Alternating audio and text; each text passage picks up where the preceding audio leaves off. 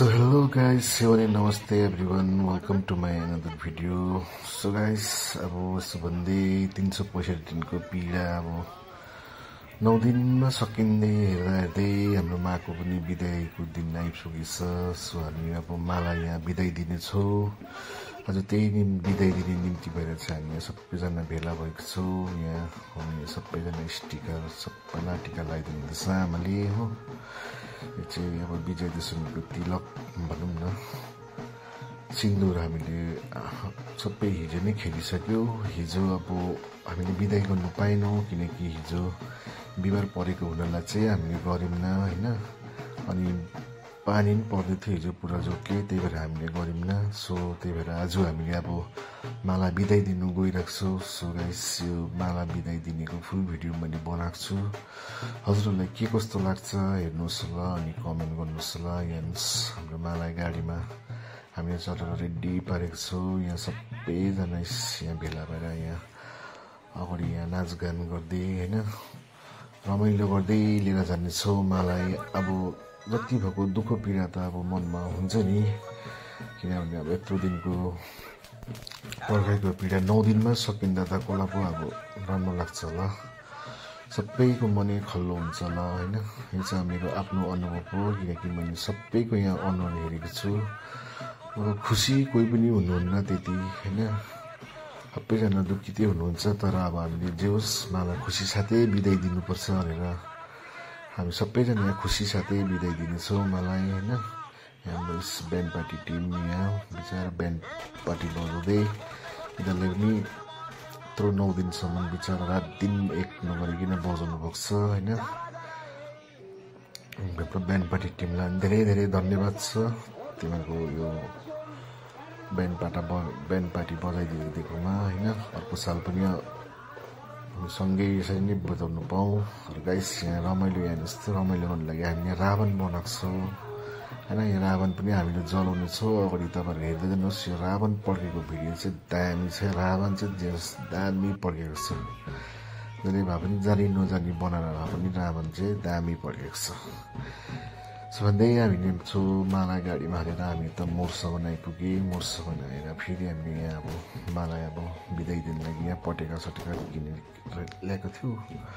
So यो पटेका पड्काउँदै यहाँ पटेका पनि दामी खालको पटेका पड्काइदिएको छ।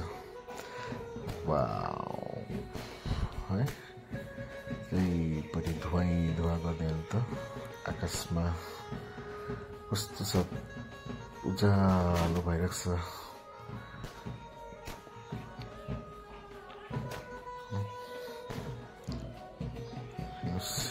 कस्तो मजाले आकाशमा तारा फुलेको चाहिँ दामी उज्यालो छ है।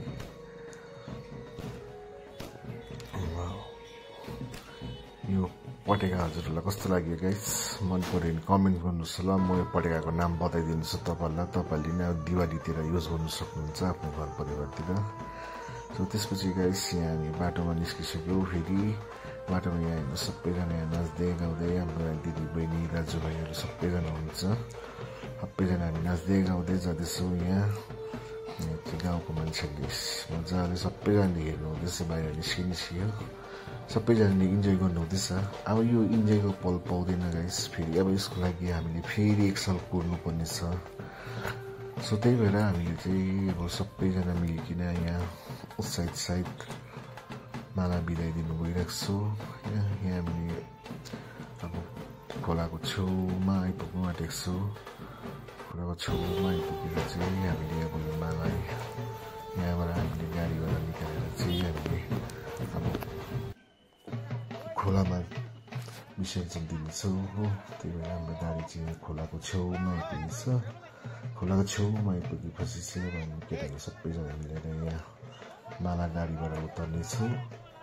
म चाहिँ गाडी उतर्नु गइनँ किनकि म भिडियो बनाउनुमै व्यस्त भएँ, किनकि अब भिडियो त बनाउनु पर्यो। फेरि सबले मलाई भिडियो बनाउने काम दिइरहेको थियो हो।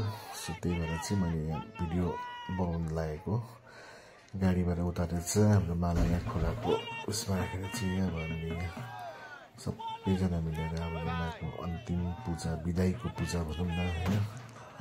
सबैजना मिलेर यहाँ धुप बाती अगरबत्ती मिलेर र मासित चाहिँ अब यहाँ बलबिन्ती मागेर होइन फेरि अर्को साल भेट्ने एउटा बाचा उमङ्ग लिएर चाहिँ अब हामीले माला बिदाई दिनुपर्ने छ। सो सबैजना यहाँ पखारको मनमा हुन्छ नि गाइस, उदासीपन छाइरहेको छ क्या, किनभने यत्रो सालको पर्खाइ अब एकैछिनमा सकिँदा जसलाई पनि मन अलिकति खल्लो भएर लाग्दो रहेछ। यो चाहिँ मेरो अनुभव हो। त्यसपछि चाहिँ हाम्रो पूजा भइसकेपछि चाहिँ अब माला हामीले खोलामा उतार्दैछौँ होइन। खोलामा उतारेर चाहिँ माला अब खोलामै छोडिदिने जानुहुन्छ त्यहाँबाट। फेरि अर्को साल आउनुहुन्छ, फेरि अब हामीले 365 दिन कुर्नुपर्ने हुन्छ होइन। यहाँ खोलामा उतारिसकेपछि हामीले यहाँ माला अब 3 फन्का घुमाउनेछौँ। 3 फन्का घुमाइकन चाहिँ हामीले माला अब खोलामा छोडिदिनेछौँ। यहाँ अँध्यारोमा यहाँ केटाहरू यहाँ सबैजना यहाँ बिचरा हाफपेन्ट लगाएर डल्लै पेन लुगाफाटा भिजाएर माला विसर्जन दिन आइरहेको छु होइन।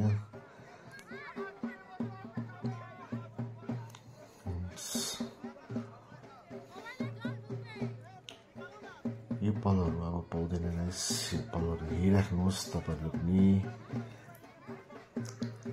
हेर्नुहोस् यहाँ त्यसपछि चाहिँ सबैजना फेरि केटाहरूले पानी छम्केर हो मोबाइलमा पानी पर्ला जस्तो डर लागेर फेरि यहाँ सबैजना माथि बसेर हिँड्नुहुँदैछ, भिडियो बनाउने गर्दैछ सबैजना। यस्ता सबैजना हामी यहाँ भेला भएको छौँ, जो पूजा कमिटीको न कमिटीको सबैजना हामी आएको छौँ हो। यस्तै माला विसर्जन गरिसकेपछि चाहिँ अब हामीले जो रावण बनाएको थियौँ यहाँ, त्यहाँ रावण जलाउने पाला अब हेर्नुहोस् यहाँ राम्रो रावण हाम्रो सल्किसकेको छ। अब कसले बनाएको यो नानी केटाकेटीले बनाएको गाइस रावण, तर एक्सपिरियन्स भयो। तर अर्को साल हामी अझै यसलाई राम्रोसितले मोडिफाई गरेर बनाउने छौँ रावणलाई। खेलले बनाएको रावण त ठुलो गाइस यहाँ टाउको पहिल्यै झरेछ रावणको त, के बनाएको भनेको त टाउको पहिल्यै झरेर छैन रावणको जलेर। अब यहाँ बम चाहिँ कहाँ हालेको सिधैले पनि हो, तर लामो पर्खाइको बात खै त रावणको बमै पर्खिँदैन, बम चाहिँ कहाँ हालेको छ गाइस। तपाईँहरू पनि एकपल्ट भन्नुहोस् त दुर्गा माइकी जय। अब यहाँ रावण हाम्रो पुरै सकिसकेको छ। अब 1 2 3 बुम। वाह कस्तो लाग्यो त गाइस हजुरलाई यो रावण पड्केको, हाम्रो भाइहरूले बनाएको रावण। सो गाइस अब यति भन्दै मेरो भिडियो पनि लास्ट अन्ततर्फ आइसक्यो। सो हजुरहरूलाई फेरि अर्को दशैँमा भेट्ने बाचा राख्दै है मेरो भिडियो पनि यहीँ अब म समाप्त गर्न चाहन्छु। दुर्गा माताले जानेवाला सबैको घरमा आशीर्वाद दिएर जाओस्, सबको घरमा सुख शान्ति रहोस्, यति नै कामना गर्दै मेरो भिडियो यहीँ सघाउँछु है गाइस।